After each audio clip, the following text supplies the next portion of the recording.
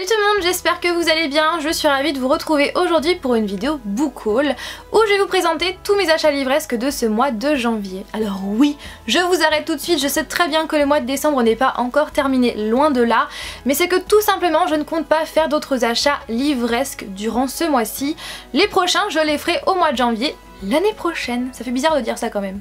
Enfin bref, donc dans cette vidéo, je vais vous présenter donc mes achats romans, comics et mangas. Et comme promis, je vais vous présenter les achats livresques que j'ai effectués pendant le salon du livre jeunesse de Montreuil. Donc sans plus attendre, je commence tout de suite. Je vais commencer avec le salon du livre jeunesse de Montreuil. D'ailleurs, j'ai fait un vlog sur ce salon. Je vous mettrai le lien dans le petit également en barre d'informations.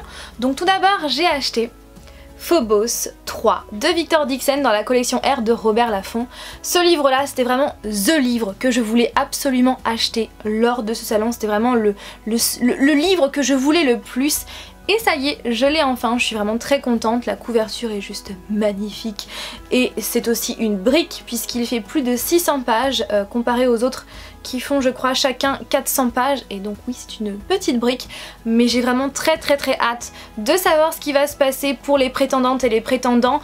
Comme vous savez, la saga Phobos c'est une de mes sagas préférées, j'adore cette saga parce que c'est tellement original, atypique, addictif, vraiment voilà, prenant que du coup j'adore vraiment cette saga et si vous ne l'avez pas encore commencé, eh bien je vous la conseille à 1 milliard de %, vous n'allez pas du tout être déçus. Toujours là-bas, j'ai pris un autre livre de Victor Dixon, donc il s'agit de Animal, la malédiction de Boucle d'Or, cette fois-ci publié chez Gallimard Jeunesse. Regardez-moi, la couverture, elle est tellement belle. Et donc pour la petite histoire, ce livre-là, il était sur ma wishlist depuis plus d'1 an, puisque je le cherchais déjà lors du salon du livre de Montreuil de 2015, donc de l'année dernière. Il était déjà sur ma wishlist, donc ça faisait plus d'1 an que voilà, je voulais mettre la main dessus, mais je n'y arrivais pas, sachant que je l'avais déjà en version poche. Voilà, et que je voulais absolument l'avoir en version brochée. Pourquoi je n'arrivais pas à le trouver en version brochée? Tout simplement parce qu'il était discontinué, enfin la Gallimard Jeunesse avait décidé l'année dernière d'arrêter la production de ce premier tome. Ce qui était d'ailleurs assez bizarre, c'est qu'au moment où ils ont arrêté la production du premier tome, ils ont sorti au même moment, enfin quasiment, le second tome sur la Reine des Glaces ou la Reine des Neiges, je ne sais plus. Et du coup, eh bien, si voilà, les personnes comme moi qui voulaient commencer cette saga, eh bien, devaient acheter le premier tome en version poche. Et si après on voulait continuer, on devait acheter le deuxième tome en version brochée. Du coup, dans une bibliothèque, ça fait pas très joli, n'est-ce pas? Donc voilà, je m'étais rabattue, comme beaucoup de personnes, sur la version poche de chez Paul Fiction, que je n'ai d'ailleurs toujours pas lu. Oui, je ne sais pas pourquoi, je ne l'ai toujours pas lu et c'est en fait en voyant ce livre là en grand format sur le stand de Gallimard Jeunesse que je me suis dit ah oui c'est vrai, je le cherchais ce livre là. Du coup eh bien je l'ai pris et ça va être d'ailleurs l'une de mes prochaines lectures. Pas de ce mois-ci mais du mois de janvier, ça c'est sûr et certain, et j'ai vraiment hâte de lire de commencer cette saga qui est en fait, ce sont tout simplement des contes revisités et moi j'adore les contes revisités donc ça va être cool je pense et j'ai hâte. Et d'ailleurs ce livre là je ne compte pas le garder, donc je ne sais pas, peut-être un concours si ça peut vous intéresser. Est-ce que ça vous intéresserait que je vous fasse gagner ce livre là en format poche, sachant qu'il est en très bon état, hein. Il n'est pas du tout abîmé, il a été quasiment pas ouvert, donc voilà. Dites-moi votre avis en commentaire. Et dernier livre que j'ai pris lors de ce salon, c'est ce livre là, Last Descendants par Matthew J. Kirby chez les éditions Bayard. Alors ce livre là, je l'avais vu juste avant le salon, enfin quelques jours, quelques semaines avant le salon, et je l'avais ajouté à ma wishlist parce que oui, c'est une série Assassin's Creed et vous, si vous me suivez sur ma chaîne, vous savez que j'adore la saga Assassin's Creed, j'adore les jeux vidéo, j'en suis méga fan. J'avais eu l'occasion aussi l'année dernière ou il y a 2 ans, je ne sais plus, de lire un autre livre sur Assassin's Creed que j'avais beaucoup aimé, donc du coup eh bien j'étais vraiment très contente de le voir pendant ce salon, sachant qu'en plus Matthew J. Kirby, donc l'auteur, était en dédicace. Sauf que malheureusement en plein milieu de l'après-midi ils ont changé ses heures de dédicace, au lieu d'être de 15 h à 17 h, il est passé de 17 h à 19 h et moi j'étais plus là. Donc c'est dommage mais c'est pas grave. Donc ce livre là bien évidemment ça parle encore des assassins de Assassin's Creed qui a été créé par Ubisoft. et j'ai hâte, voilà, j'ai hâte de savoir ce qu'il en est. Ensuite j'ai pris un livre chez Nose. Donc quand j'ai su qu'il y avait des ventes Michel Lafon, j'ai fouillé un petit peu parce que oui, il faut beaucoup fouiller chez Nose. Eh bien j'ai vu ce livre là qui était aussi sur ma wishlist, c'est Le silence de Mélodie par Sharon M. Draper il me semble. Et ce livre là à la base il était à 14,95 € et là je l'ai acheté à...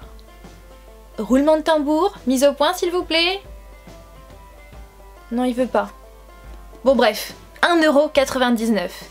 Donc à la base il était à 14,95 €, vous voyez j'ai pu faire une belle économie, sachant que ce livre là je l'avais mis dans ma wishlist il y a quelques mois, je voulais me le prendre mais comme j'avais d'autres achats livresques à faire, et bien je ne l'avais pas pris. J'ai bien fait parce que maintenant voilà, je l'ai eu à beaucoup moins cher, donc sachez que en ce moment chez Nose il y a des ventes Michel Lafon si ça peut vous intéresser. Ensuite j'ai reçu 2 livres en partenariat, donc je voulais tout d'abord remercier les éditions Jourdan pour ces envois et un énorme merci à toi Julie, Julie Gred si tu passes par là, vraiment je te fais tout plein de bisous et merci à toi de m'avoir recontacté pour lire d'autres de tes livres. Et donc Julie Gred, si vous ne la connaissez pas, eh bien c'est une auteure qui m'a contactée, je sais plus quand, cette année, l'année dernière, je ne sais plus, qui m'avait contactée pour savoir si j'étais intéressée pour lire l'un de ses livres et tellement, elle m'a l'a tellement bien vendu en fait que bah, du coup j'ai accepté et je n'avais pas du tout regretté. Donc j'avais lu Super Glue pour Cœur Brisé que j'avais vraiment beaucoup aimé. Et il y a quelques semaines, je ne sais plus quand, oui il y a quelques semaines, elle m'a recontactée pour savoir si j'étais intéressée de lire son nouveau livre, surtout si j'osais le chroniquer, parce que oui c'est un sujet bien particulier et bien évidemment je vais oser le chroniquer. Et en plus de ça je lui ai demandé si je pouvais recevoir l'un de ses autres livres qu'elle avait écrit entre temps, parce qu'il m'intéressait vraiment beaucoup. Donc tout d'abord, il s'agit de ce livre-là que je vais bien évidemment oser chroniquer. Donc c'est Ragnagna, une histoire sanglante et les filles savent pourquoi, donc par Julie Gred et Jourdan Pixel. Couverture, c'est plein de serviettes hygiéniques, je ne sais pas si vous allez voir. Il est pas très long et j'ai hâte, vraiment j'ai hâte de le lire. Et je vais oser le chroniquer. Et le second, c'est la véritable histoire des contes de fées, ce que Walt ne nous a jamais dit. Donc curieuse histoire, j'adore la couverture comme toujours et j'ai hâte aussi de savoir ce que Walt ne nous a pas dit. Voilà, même si je me doute, puisque ouais, je sais quelques histoires, quelques contes de base, donc je sais qu'il nous a menti, mais j'aimerais voilà, en savoir plus. Donc j'ai hâte, donc encore un énorme merci à toi Julie et aux éditions Jourdan. Platinum End par les auteurs de Death Note, donc Tsukumi Oba et Takeshi Obata. Donc Xander, j'espère que je prononce bien ton pseudo, si ce n'est pas le cas, n'hésite pas à me le faire savoir en commentaire. Donc Xander me l'avait conseillé parce que c'est les mêmes auteurs que Death Note et parce que aussi c'est dans la même veine que Death Note, c'est psychologique. Et du coup, bah comme j'adore pour le moment Death Note, et eh bien je pense que je vais aimer également. Donc merci à toi pour la découverte et je vais lire très bientôt, très prochainement. En tout cas, je ne sais pas ce que vous en pensez, mais la couverture est juste magnifique. Toute avec plein de reflets, vraiment j'adore, j'en suis mais hyper fan. Et j'ai vu le deuxième et le troisième tome, pareil, les couvertures sont vraiment très belles. Et pour terminer, j'ai acheté 2 comics ces derniers temps. J'ai été vraiment très raisonnable, sachant qu'à la base il y en avait un troisième qui me tentait vraiment beaucoup, sauf que je n'ai pas réussi à le trouver par chez moi dans mes librairies, donc du coup j'ai abandonné. Donc je pense que je vais me l'acheter au mois de janvier, ou peut-être même l'ajouter sur ma liste au Père Noël au dernier moment. Enfin, peut-être que ça va marcher. Donc ce comics c'est Vision, qui est sorti donc chez Marvel Panini Comics. J'aime beaucoup la couverture et j'ai hâte de découvrir ce personnage de Vision que j'avais beaucoup aimé dans les Avengers et j'espère qu'il va être aussi bien, voire mieux. Sinon j'ai vraiment acheté Suicide Squad, c'était sûr, hein. C'était sûr et évident. Donc le tome 3, Discipline et Châtiment, toujours par Urban Comics, DC Comics. Et en fait, j'adore la couverture. Je la trouve mais tellement badass cette couverture, je suis vraiment très fan. Sauf que au vu de la couverture et au vu des... Ouais, quand on feuillette les planches, ça se voit que les dessinateurs ont changé. Ils n'ont pas tous changé puisque Fernando Danino est toujours là, mais les autres ce sont des nouveaux. Et ça se voit quand même que les dessins ne sont plus trop pareil. C'est toujours la même chose, mais on voit qu'il y a quelque chose qui a changé. Je ne vais pas vous montrer des planches parce que si vous n'avez pas lu encore le tome 2 ou ni le tome 1, eh bien je ne veux pas vous spoiler, donc je ne vais rien vous présenter. Mais en tout cas, ça se voit que les dessinateurs ont changé, mais j'aime toujours autant. En tout cas, j'espère surtout qu'il ne va pas être redondant comme le tome 1 et le tome 2. Je l'espère. Et pour terminer, sur les traces de Deadshot par Brian Buccellato et Victor Bogdanovic, donc toujours par Urban Comics, DC Comics, et dans ce comics là, eh bien Deadshot va se voir confier une nouvelle cible par cette très chère Amanda Waller, n'est-ce pas?